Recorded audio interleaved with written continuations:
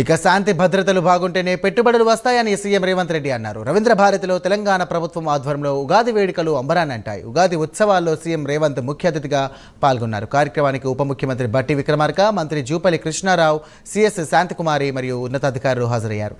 రాష్ట్రం సంక్షేమ దిశగా దూసుకెళ్తోందని ముఖ్యమంత్రి పేర్కొన్నారు.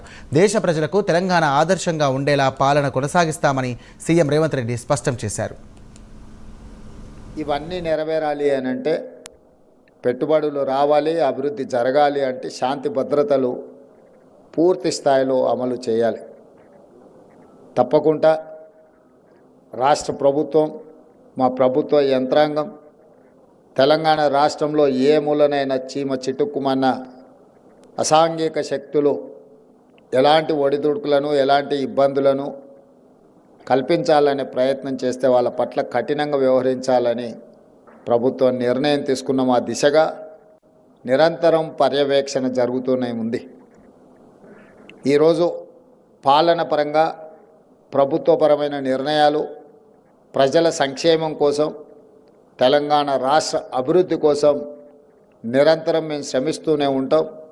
మా మంత్రివర్గ సహచరుల సహకారంతో, మా శాసనసభ్యులందరినీ అండగా నిలబడడంతో ఈరోజు ఈ కార్యక్రమాలను నేను, మా ఉప ముఖ్యమంత్రి వర్యులు బట్టి విక్రమార్క గారు జోడెద్దుల్లాగా రాష్ట్రాన్ని అభివృద్ధి పదం వైపు నడిపించడానికి నిరంతరం ప్రయత్నం చేస్తున్నారు.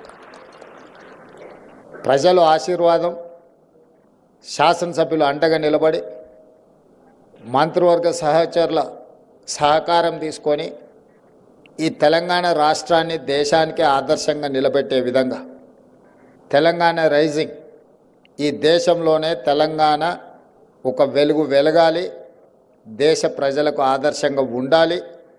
హైదరాబాదు నగరం అంటే ప్రపంచ స్థాయిలోనే ఈ నగరానికి గుర్తింపు ఉండాలని చెప్పి ఈరోజు మన ప్రభుత్వం ప్రయత్నం చేస్తున్నది. దాంట్లో భాగంగానే మూసీ ప్రక్షాళన కావచ్చు, రీజనల్ రింగ్ రోడ్డు కావచ్చు, ఇంకొక కొత్త నగరాన్ని, ఒక ఫ్యూచర్ సిటీని ఈరోజు మనం నిర్మించుకోవాలనుకుంటున్నాం. ఇవన్నీ